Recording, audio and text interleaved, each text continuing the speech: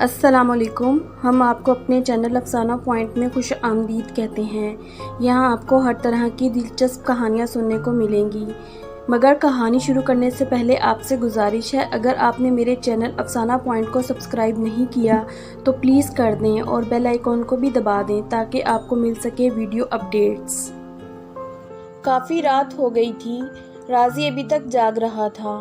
وہ تصویر مکمل کیے بنا سونا نہیں چاہتا تھا۔ ابھی تھوڑی دیر پہلے امی کمرے میں آئی تھی اور پوچھا تھا، تمہارے کمرے کی لائٹ کیوں جل رہی ہے؟ ابھی تک سوئے کیوں نہیں؟ راضی نے امی کو بتایا کہ ایک ہفتے بعد کالج میں مصوری کا مقابلہ ہے اور اس کی تیاری کے لیے ایک ہفتے کی چھٹی ملی ہے۔ ساتھ ہی کالج میں مرمت کا کام بھی چل رہا ہے، تو انہی دنوں ٹیچرز نے مصوری کا مقابلہ بھی رکھ لیا تاکہ دونوں کام ایک ساتھ نمٹ سکیں، اور بتایا جس کی پینٹنگ سب سے اچھی ہوگی اسے انعام دیا جائے گا۔ امی، آپ تو جانتی ہیں مجھے مصوری کا کتنا شوق ہے، اس کے لیے مجھے پوری رات جاگنا پڑے تو میں خوشی سے جاگ سکتا ہوں۔ میں مستقبل میں ڈاکٹر کے ساتھ ساتھ ایک مصور بھی بننا چاہتا ہوں۔ راضی چونا کہ ان کا اکلوتا بیٹا تھا تو اس کے والدین اس کی جائز خواہشات کی قدر کرتے تھے۔ یہی سوچ کر اس کی امی بولی، ٹھیک ہے راضی بیٹا، اللہ تمہیں کامیاب کرے، مگر دیکھو زیادہ دیر مت جاگنا اور زیادہ تناؤ مت لینا، تم جو بھی بناؤ گے بہت بہترین ہوگا۔ اس کے بعد امی کمرے سے چلی جاتی ہے۔ اب راضی ہاتھ میں برش تھامے رنگ رکھے بہت بڑا شاہکار تخلیق کرنے کی کوشش میں تھا۔ اس کے ذہن میں جو بھی خیال آتا وہ یہ سوچ کر رد کر دیتا کہ اس سے اچھا کوئی بہترین سا خیال جسے وہ رنگوں میں ڈھال کر کینوس پر منتقل کر سکے۔ رات گہری ہو چکی تھی۔ راضی نے سوچا وہ تصویر بنانا شروع کر دے، ہو سکتا ہے تصویر بنانے کے دوران اچھے آئیڈیاز ساتھ ساتھ آنے لگیں اور کچھ اچھا بن جائے۔ اسی سوچ میں اسے نیند آ جاتی ہے۔ اگلے دن صبح فجر کی نماز کے بعد وہ اپنا پینٹنگ کا سامان اٹھائے ایک پارک میں چلا جاتا ہے اور پرسکون جگہ تلاش کر کے بیٹھ گیا اور ادھر ادھر دیکھ کر کوئی حسین منظر سوچنے لگا، مگر اس کے آس پاس لوگوں کا بہت ہجوم ہوتا ہے، اس لیے وہ کچھ بھی سوچ نہیں پا رہا۔ وہ کبھی کسی فیملی کو دیکھتا تو کبھی ان کے ساتھ آئے ہوئے جانور کو، مگر اسے یہاں زیادہ تر بیمار اور بوڑھے لوگ ہی نظر آ رہے تھے، جن کو دیکھ کر لگ رہا تھا یا تو وہ کسی بیماری کی وجہ سے یہاں آئے ہیں یا اپنی پریشانیوں سے تھوڑی دیر کے لیے راہ فرار لے کر آئے بیٹھے ہیں۔ یہ سارے منظر خوشگوار صبح کو مایوسی میں بدل رہے ہیں۔ ایسے میں ایک انکل اسے اپنے کتے کے ساتھ کھیلتے ہوئے نظر آئے۔ وہ لگ بھگ 50 سال کے ہوں گے۔ وہ راضی سے کافی دوری پر تھے، اس لیے راضی ان کا چہرہ نہیں دیکھ پا رہا تھا۔ اس کے بعد راضی وہاں سے اٹھ گیا تاکہ کوئی اور جگہ تلاش کر سکے۔ اتنے میں وقت کا پتہ ہی نہ چلا، 7 بج گئے۔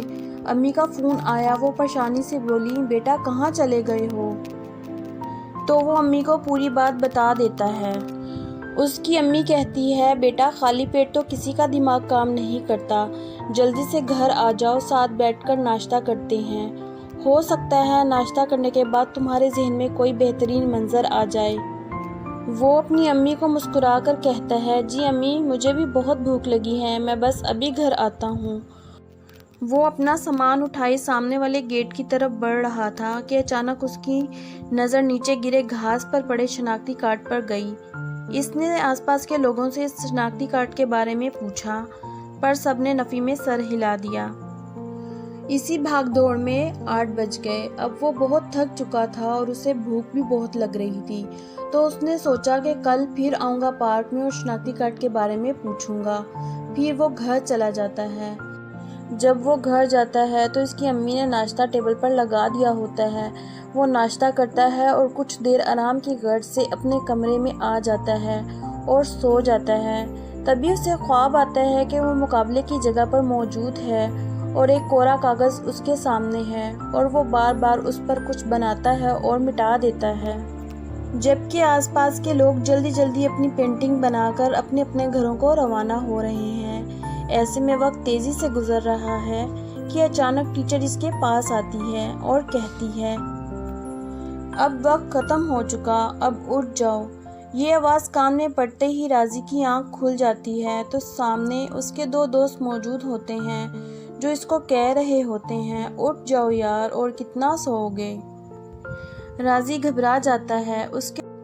اس کے دوست اس کی گھبراہٹ دیکھ کر پوچھتے ہیں کیا ہوا، تمہیں اتنا پسینہ کیوں آ رہا ہے، کوئی پریشانی ہے تو ہمیں بتاؤ۔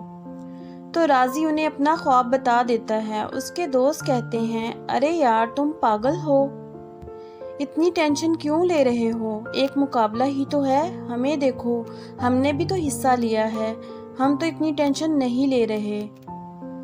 راضی ان کی باتوں کو نظر انداز کر دیتا ہے اور کہتا ہے آج مجھے پارک میں ایک شناختی کارڈ ملا ہے، کیا تم میں سے اسے کوئی جانتا ہے؟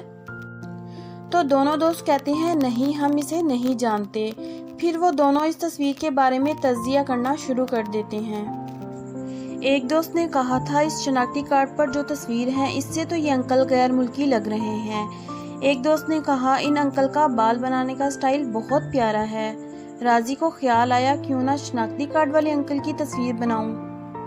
آخر کار 3-4 دن کی محنت کے بعد راضی تصویر بنا لیتا ہے۔ رنگوں کے مناسب استعمال سے اس تصویر کی خوبصورتی مزید بڑھ گئی۔ اس نے اس تصویر کو پینٹ کرتے ہوئے بالوں کے سٹائل پر بہت محنت کی اور تصویر پر کیپشن دیا نامعلوم دوست۔ مقابلے کا دن آ گیا۔ کالج کے بڑے ہال میں مقابلہ تھا۔ مشہور مصور بھی آئے ہوئے تھے جو مقابلے کے جج تھے۔ بہت سی اچھی تصاویر مقابلے میں پیش کی گئیں۔ پہلا نام راضی کو ہی ملا اور اس کی بنائی تصویر کو شہر کی ایک بڑی آرٹ گیلری کی نمائش میں شامل کرنے کے لیے منتخب کیا گیا۔ جس دن آرٹ گیلری میں تصاویر کی نمائش تھی راضی اپنے امی ابو کے ساتھ وہاں موجود تھا۔ وہ سب لوگوں کے اپنی بنائی تصویر پر کیے گئے تبصرے سن رہا تھا۔ سب لوگ اس کی بنائی تصویر کی تعریف کر رہے تھے کہ بچے نے یونانی نقوش والے شخص کو کس مہارت سے پینٹ کیا ہے، بالوں پر بہت محنت کی ہے۔ راضی اور اس کے امی ابو یہ تبصرے سن کر خوش ہو رہے تھے۔ اچانک کسی نے راضی کے کاندھے پہ ہاتھ رکھا۔ جیسے ہی راضی نے مڑ کر دیکھا تو حیران رہ گیا۔ اس کی بنائی ہوئی تصویر مجسم اس کے سامنے تھی۔ وہ انکل بھی حیرت سے کبھی راضی کو دیکھتے اور کبھی اپنی تصویر کو دیکھتے۔ انہوں نے نرمی سے پوچھا بیٹا آپ نے مجھے کہاں دیکھا تھا؟ راضی نے بتایا مجھے پارک میں ایک شناختی کارڈ ملا تھا جس پر آپ کی تصویر تھی۔ اوہو، انہوں نے خوشی کے ساتھ کہا مجھے کئی روز سے شناختی کارڈ گم ہونے کی پریشانی تھی، کیا وہ آپ کے پاس ہے؟ جی میں نے سنبھال کر رکھا ہے، راضی نے کہا۔ شکر ہے، انکل نے سکون کا سانس لیا۔ پھر انکل راضی کے امی ابو سے ملے۔ انہوں نے انکل کو اپنے گھر مدعو کیا۔ اگلے ہی دن انکل راضی کے لیے بہت سے تحائف لے کر ان کے گھر آئے۔ ابو نے ان کے لیے شاندار دعوت کا انتظام کیا تھا۔ انکل ملک یونان سے سیاحت کی غرض سے آئے ہوئے تھے۔